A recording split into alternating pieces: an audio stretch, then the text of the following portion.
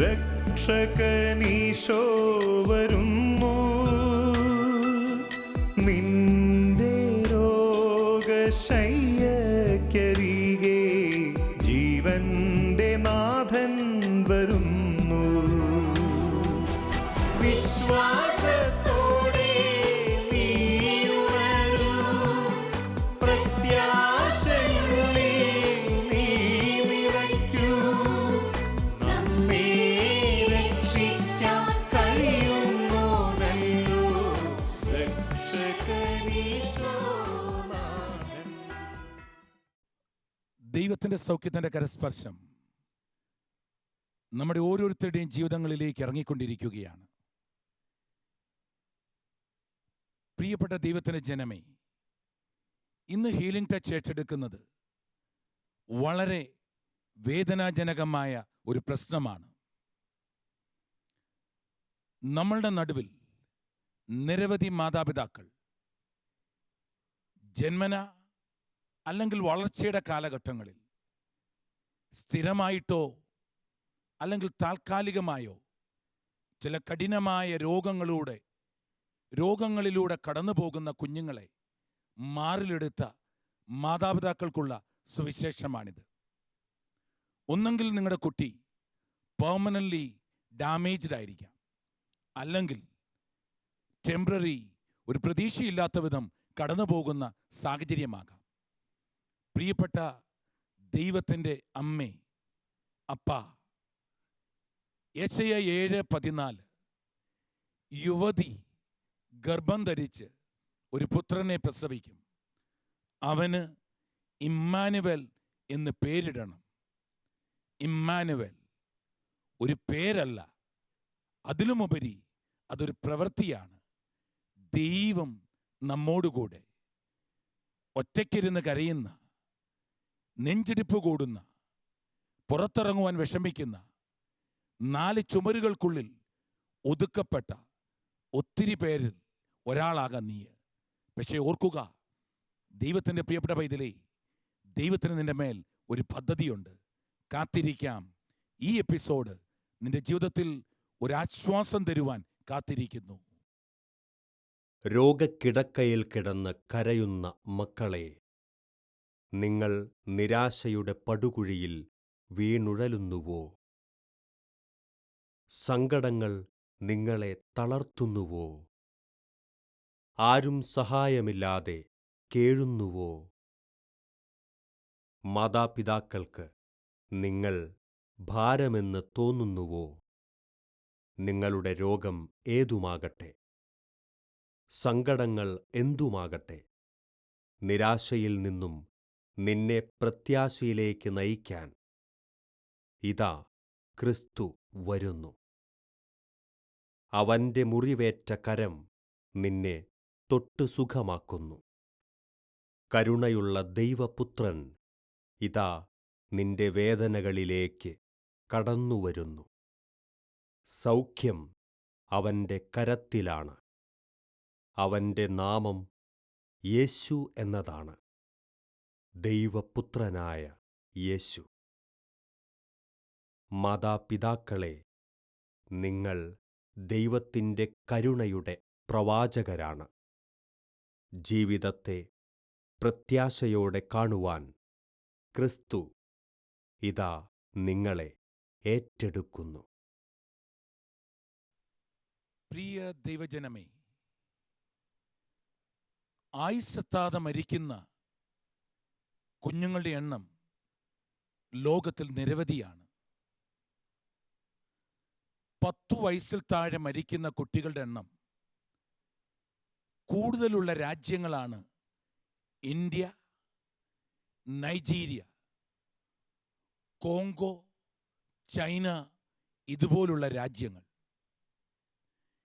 1990 വരെയുള്ള കാലഘട്ടങ്ങളിൽ ഇതുപോലുള്ള മരണങ്ങൾ, 10 വയസ്സ് താഴെയുള്ള കുഞ്ഞുങ്ങളുടെ നഷ്ടങ്ങൾ ഏറെ ഈ രാജ്യങ്ങൾ കണ്ടതാണ്.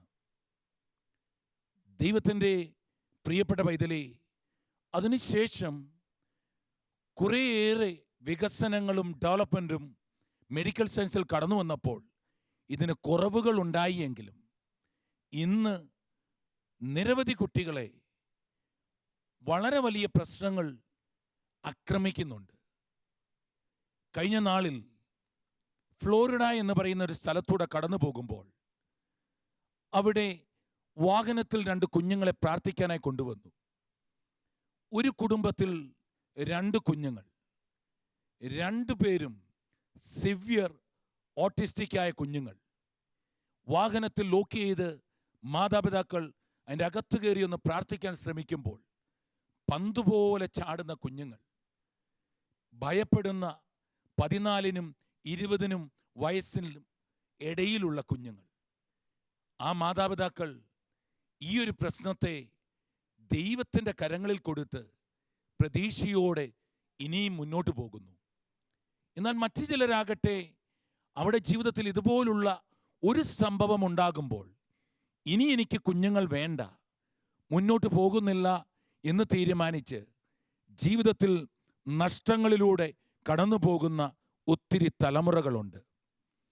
ദൈവത്തിൻ്റെ പ്രിയപ്പെട്ട പൈതലേ, ഓട്ടിസം മറ്റു തരത്തിൽ ചില കുട്ടികളെ ബാധിക്കുക കഴുത്തുറയ്ക്കാത്ത കുട്ടികൾ, അസ്ഥിയിൽ പ്രശ്നമുള്ള കുട്ടികൾ, 7 വയസ്സും 10 വയസ്സും അതിനു മുകളിലും പ്രായമുള്ള കുട്ടികളെ ചുമന്നുകൊണ്ട് നടക്കുന്ന മാതാപിതാക്കളാകാം നിങ്ങൾ.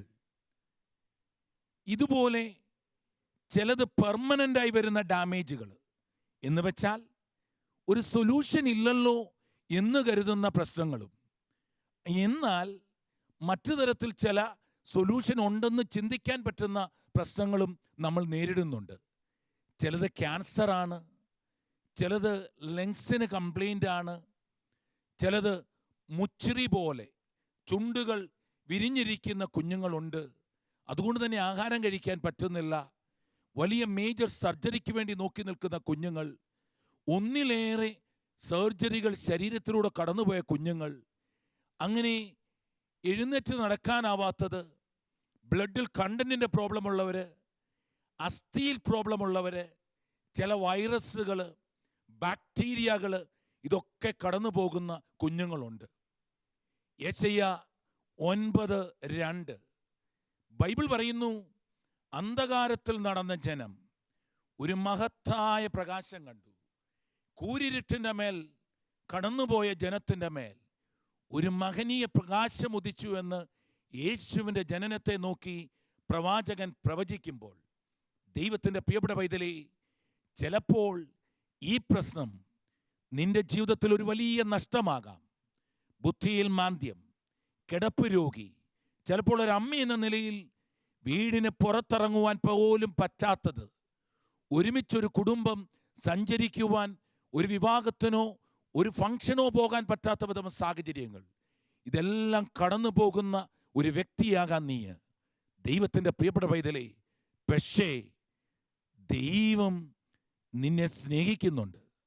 കാരണം ദൈവം സ്നേഹിക്കുന്ന ഈ കുഞ്ഞിനെ ഉത്തരവാദിത്വത്തോടെ ഏൽപ്പിക്കുവാൻ ദൈവം കണ്ടുപിടിച്ച ഒരു ഭവനം ഈ ഭവനമാണ്. ഈ ഭവനത്തിൽ ദൈവം ഒരു റെസ്പോൺസിബിലിറ്റി, ഒരു പ്രതീക്ഷ, ഒരു അനുഗ്രഹം പ്രതീക്ഷിക്കുന്നതായി കാണുവാൻ പറ്റും. ദൈവത്തിൻ്റെ പ്രിയപ്പെട്ട പൈതലേ, എങ്ങനെയാണ് ഈ പ്രശ്നത്തെ നമുക്കൊന്ന് നേരിടാൻ പറ്റുക?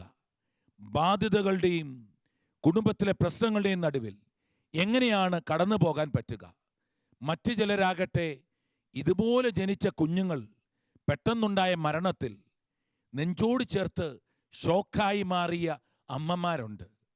അല്ലയോ അമ്മേ, നഷ്ടപ്പെട്ട കെവിനും നഷ്ടപ്പെട്ട ടോമും നഷ്ടപ്പെട്ട തെരേസയും ദൈവത്തിൻ്റെ മാലാഖമാരാണ്. ആ ഒരു കരുതലോടുകൂടി നമ്മൾക്കിതിനെ എങ്ങനെയാണൊന്ന് നേരിടാൻ പറ്റുക?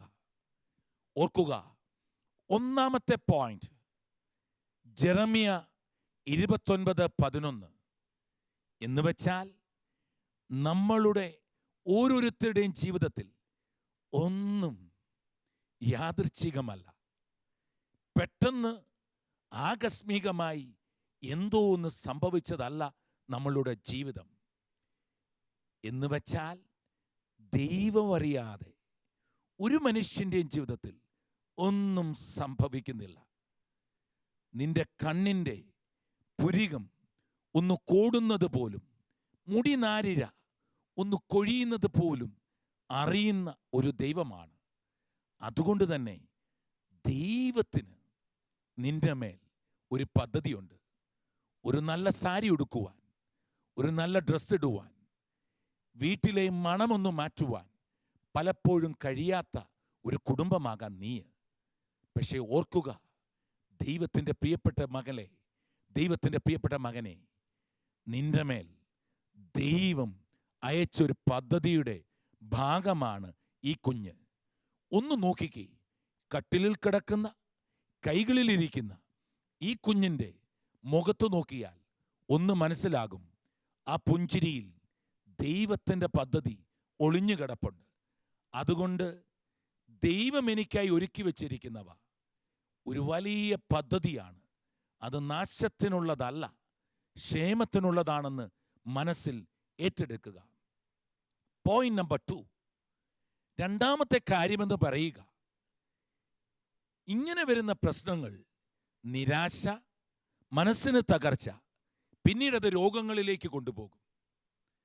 17-ാം അധ്യായം 22-ാം വാക്യം പ്രഭാഷകൻ ബൈബിൾ പറയുന്നു, ആരോഗ്യമുള്ള മനസ്സ്, സന്തോഷമുള്ള മനസ്സ് ആരോഗ്യത്തെ പ്രദാനം ചെയ്യുന്നു, എന്നാൽ തകർന്ന മനസ്സ് നിന്നെ രോഗിയാക്കും. ദൈവത്തിൻ്റെ പ്രിയപ്പെട്ട പൈതലേ, ഈ പ്രശ്നത്തെ നീ നേരിടുന്നത് നിരാശാജനകമാണെങ്കിൽ നീയും ഒരു രോഗിയാകും. ചെറിയ തലവേദനയാകാം, നടുവിന് പ്രശ്നമാകാം, നെഞ്ചിന് ഭാരമാകാം. അത് പടർന്ന് പന്തലിച്ച് നിന്റെ ജീവിതത്തിൽ ഒരു വലിയ നഷ്ടമാക്കി മാറ്റുവാൻ അത് കാരണമുണ്ടാക്കും. കാരണം അതിൻ്റെ പിന്നിലുള്ള സാത്താനികമായ പ്ലാൻ നിന്റെ മേൽ കടന്നു വന്നാൽ നീ രോഗിയാക്കും. ഒരു രാജ്യത്ത് 3 കുഞ്ഞുങ്ങളുള്ള ഒരു കുടുംബം, ഒരേ രോഗം, ഒരേ തരത്തിലുള്ള വൈറസ് ഈ കുഞ്ഞുങ്ങളെ അറ്റാക്ക് ചെയ്തു. മൂത്ത കുഞ്ഞ് 15-16 വയസ്സിൽ മരണത്തിലൂടെ. ഏതായാലും ഫ്യൂണറൽ കഴിഞ്ഞു വന്ന സമയത്ത് രണ്ടാമത്തെ മോൾക്കും ഡോക്ടർ വിധി എഴുതി, സെയിം രോഗം, വൈറസ് ഫോളോ ചെയ്യുന്നു. കാണുവാൻ പോയി. ഈ പെൺകുട്ടി ശുഷ്കിച്ചു തുടങ്ങി.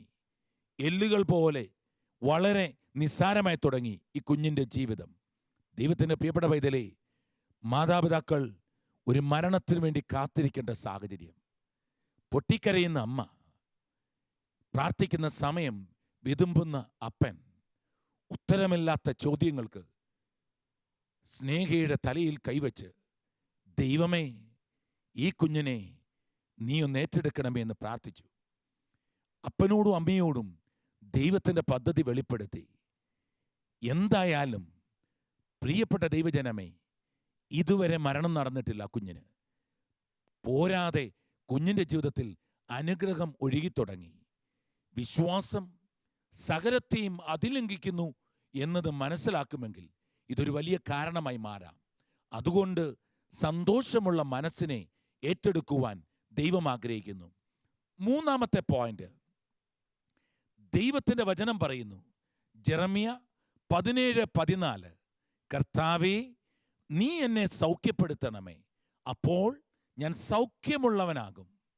ദൈവത്തിൻ്റെ പ്രിയപ്പെട്ട പൈതലേ, ഈ സാഹചര്യത്തിൽ ഒരു കാരണവശാലും ദൈവത്തിൻ്റെ പദ്ധതിയോട് മറുതലിക്കാതെ ദൈവത്തോട് ചേർന്ന് ഒരു സൗഖ്യം നീ ആഗ്രഹിക്കണം.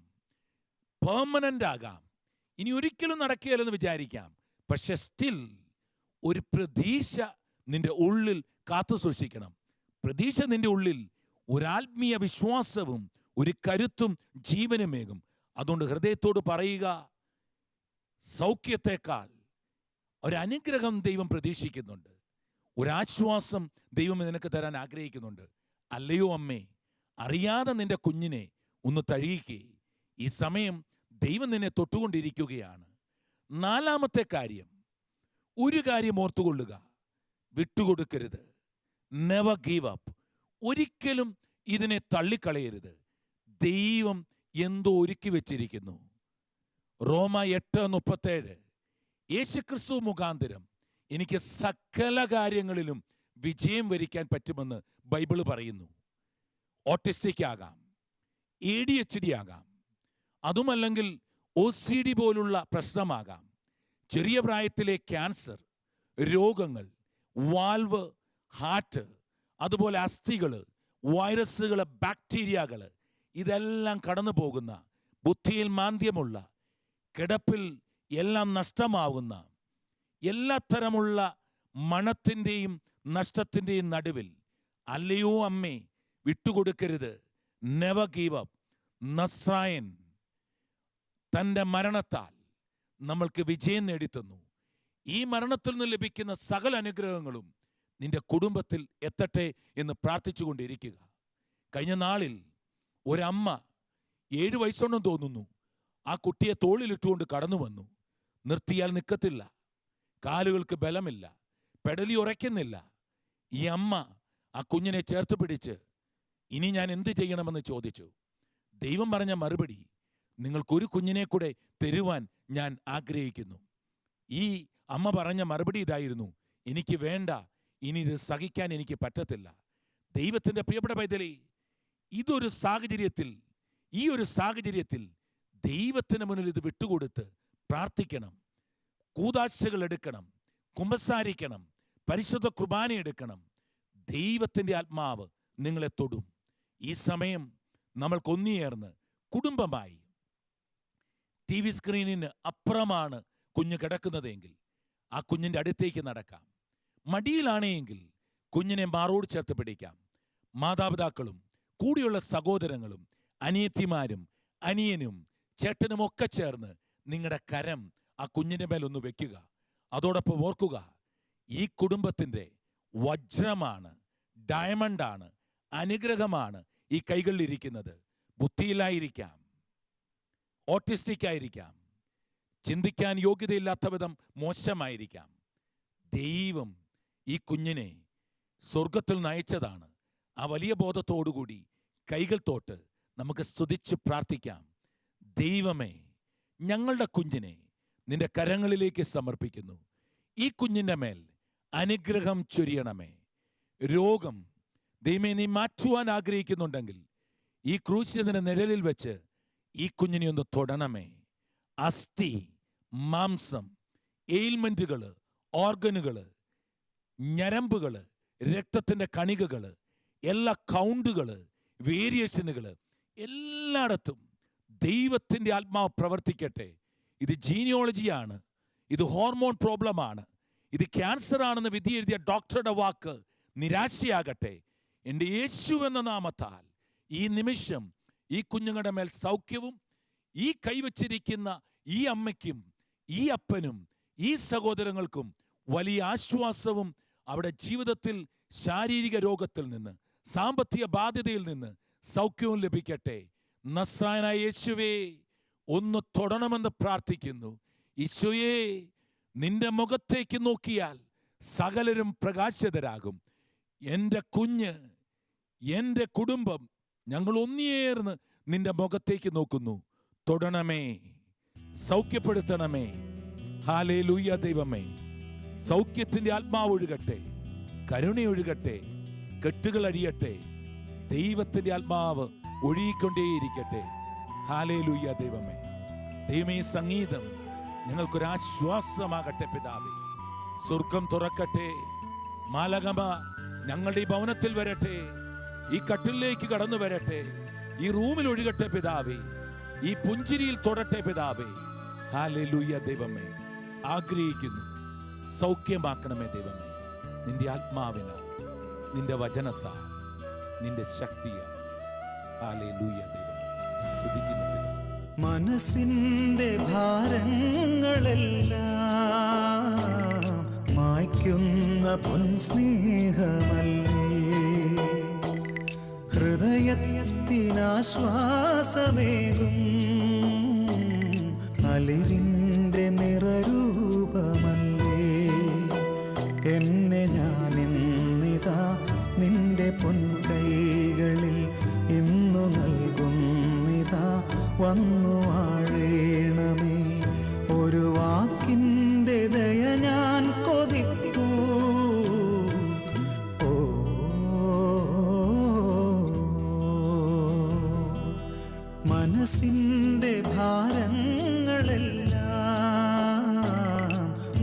മായ്ക്കുന്ന പൊൻസ്നേഹമല്ലേ ഹൃദയത്തിനാശ്വാസമേകും അലിവിൻ്റെ നിറരൂപമല്ലേ.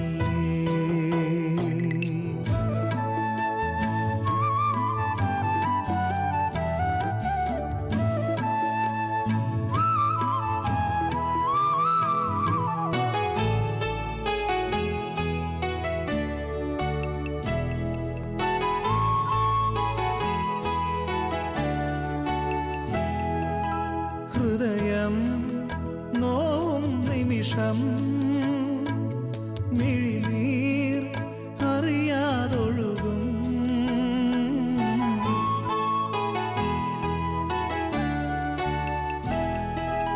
ഹൃദയം നോവും നിമിഷം മിഴിനീർ അറിയാതൊഴുകും. ഒഴുകുന്ന മിഴിനീർ തുടച്ചിടുവാൻ തഴുകുന്ന കരമൊന്നു കാക്കുന്നു ഞാൻ.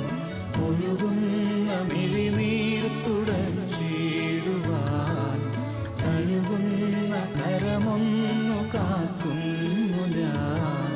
ഓ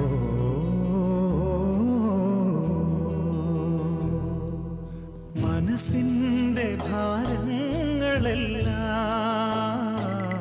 മായ്ക്കുന്ന പൊൻസ്നേഹമല്ലേ ഹൃദയത്തിനാശ്വാസമേകും അലിവിൻ്റെ നിറരൂപമല്ലേ. എന്നെ ഞാനിന്നിതാ നിന്റെ പൊൻകൈകളിൽ ഇന്നു നൽകുന്നിതാ വന്നു വാഴേണമേ. ഒരു വാക്കിൻ്റെ ദയ ഞാൻ കൊതിപ്പൂ. ഓ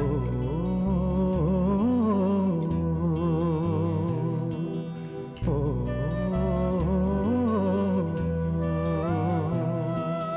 ഓ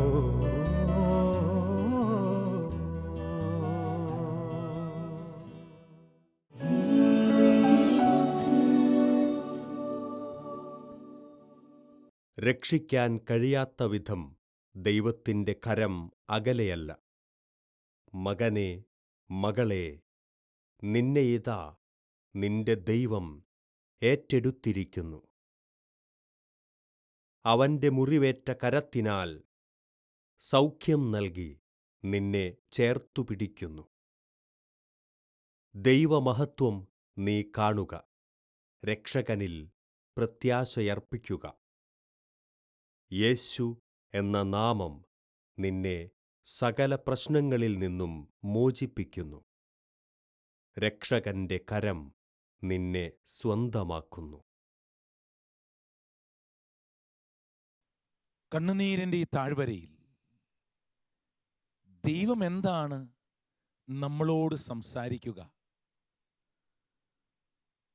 വിശുദ്ധ പൗലോസ് ശ്ലീഹ റോമാക്കാർക്ക് എഴുതിയ 5-ാം അധ്യായം 3, 4, 5 വാക്യങ്ങൾ ഓരോ മാതാപിതാക്കളും വായിക്കേണ്ടതാണ്. വചനം പറയുന്നു, നമ്മുടെ കഷ്ടതകളിലും നാം അഭിമാനിക്കുന്നു. എന്തെന്നാൽ കഷ്ടത സഹനശീലവും, സഹനശീലം ആത്മധൈര്യവും, ആത്മധൈര്യം പ്രത്യാശയും ഉളവാക്കുന്നു എന്ന് നാം അറിയുന്നു. പ്രത്യാശ നമ്മെ നിരാശരാക്കുന്നില്ല. കാരണം നമുക്ക് നൽകപ്പെട്ടിരിക്കുന്ന പരിശുദ്ധാത്മാവിലൂടെ ദൈവത്തിൻ്റെ സ്നേഹം നമ്മളിലേക്ക് ഒഴുകിക്കൊണ്ടിരിക്കുന്നു. ദൈവത്തിൻ്റെ പ്രിയപ്പെട്ട കുടുംബാംഗങ്ങളെ, ഇന്ന് ഈ പ്രോഗ്രാം കണ്ടുകൊണ്ട് നിങ്ങളുടെ കുഞ്ഞിനോട് ചേർന്ന് നിങ്ങൾ ഇരിക്കുമ്പോൾ ദൈവം നിങ്ങളെ തൊട്ടുകഴിഞ്ഞു. ഓർക്കുക, കഷ്ടതയിലും നമ്മൾ അഭിമാനിക്കും. ദൈവത്തിൻ്റെ പരിശുദ്ധാത്മാവ് നിങ്ങളെ തൊട്ടുകൊണ്ടിരിക്കുന്നു.